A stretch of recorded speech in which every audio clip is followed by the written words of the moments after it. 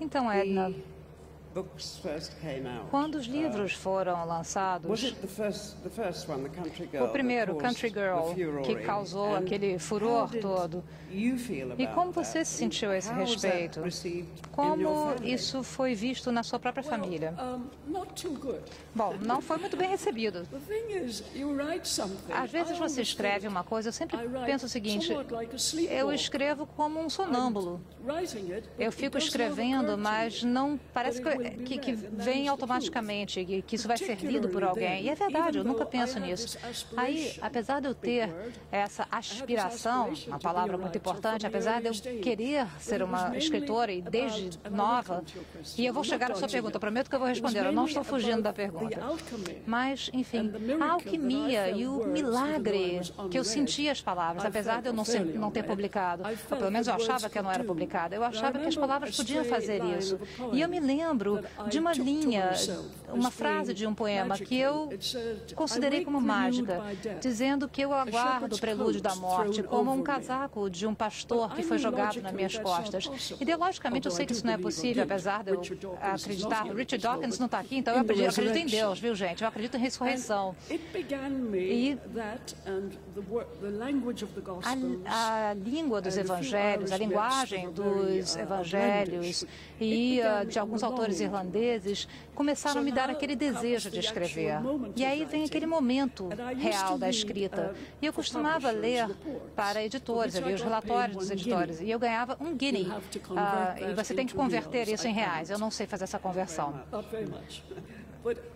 Enfim, mas não é muito dinheiro. Então, e eu ficava assim empolgada com o meu trabalho como leitora. Tanto que os editores americanos e ingleses pagavam 5 libras para escrever um romance. Dinheirão, hein?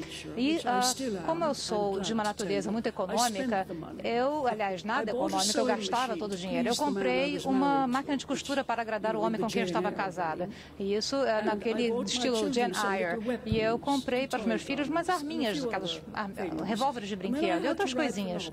E depois eu tive que escrever o livro. E eu havia deixado a Inglaterra. E uma coisa que eu não sabia ser possível, eu tenho certeza que muitas pessoas nessa mesma sala já se sentiram assim. Eu nunca imaginei, eu nunca conheci o poder e a submissão que o meu país teria sobre mim. Eu me perdi sem a Irlanda, aquele país que eu tanto queria abandonar. Cada pequena estrada, o barulho do vento, os burros e os animais e as árvores que me faziam tanta falta. E aí eu escrevi Country Girls. Foi um dos momentos mais felizes da minha vida, apesar de muito infeliz também, porque eu chorava enquanto eu escrevia. Eu ainda sei quase de cor esse livro. E a primeira parte dizia, eu acordei rapidamente e sentei na cama. É apenas quando eu estou ansiosa que eu acordo assim. Por um momento eu não conseguia lembrar, mas depois eu me lembrava da razão pela qual o meu pai não tinha voltado para casa. Portanto, era uma mistura de a perda de uma criança, de um filho que não pôde ter, e 2 meninas, uma rebelde e uma obediente, ou seja, sempre aqueles 2 aspectos da personalidade que queriam fugir daquela escola, daquele colégio interno, tentando vencer, ganhar Dublin. É assim como as 3 irmãs de Chekhov, Moscou, Moscou, Moscou. E para mim era Dublin, Dublin, Dublin. Paridade, paridade, paridade. Eu escrevi o livro rapidamente.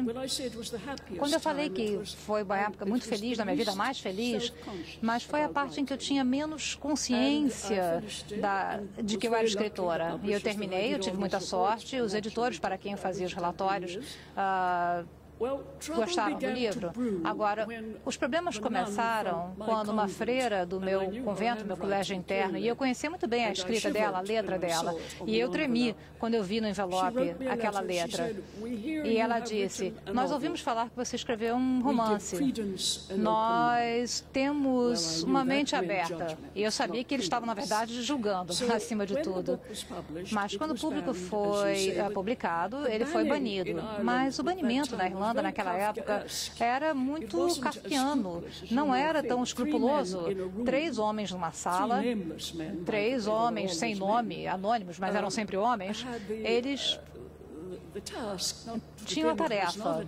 Na verdade, para eles não era uma tarefa. Eles tinham o prazer de banir livros. E eles eram absolutamente cruéis no banimento. Você podia mandar, por exemplo, um trechinho mais ofensivo. Se eles tivessem 3 cartas sobre aquela passagem um pouco mais ofensiva, o livro era banido.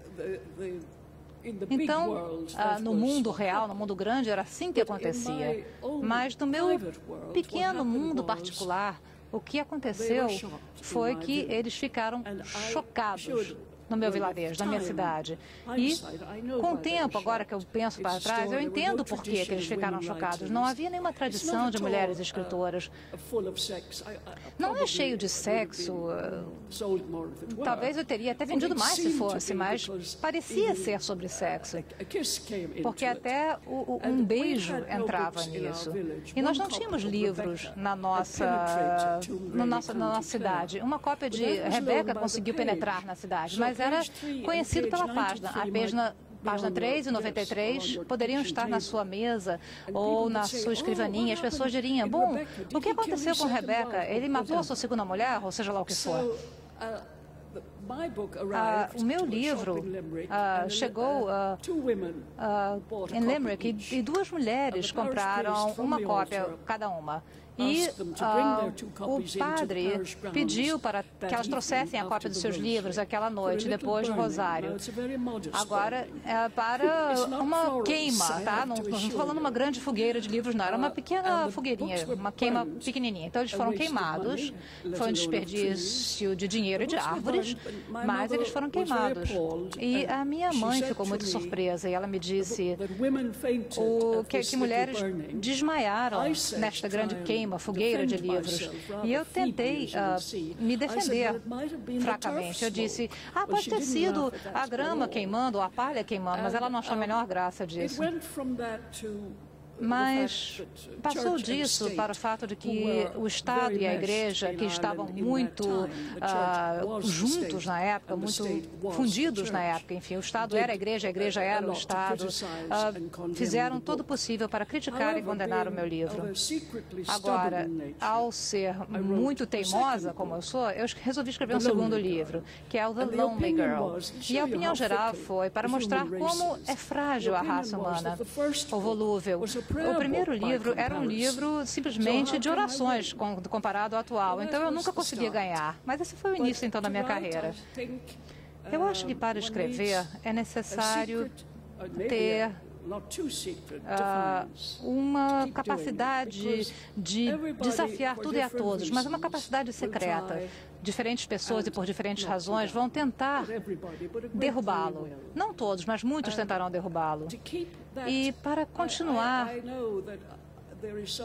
eu sei que as pessoas me veem como um pouco glamourosa ou até uma vida um pouco escatológica, mas eu gostaria de dizer aqui, para essa plateia maravilhosa e linda, que na verdade eu tenho uma vida de freira, nada de uma adúltera, e essa é a verdade. Tenho uma vida de freira.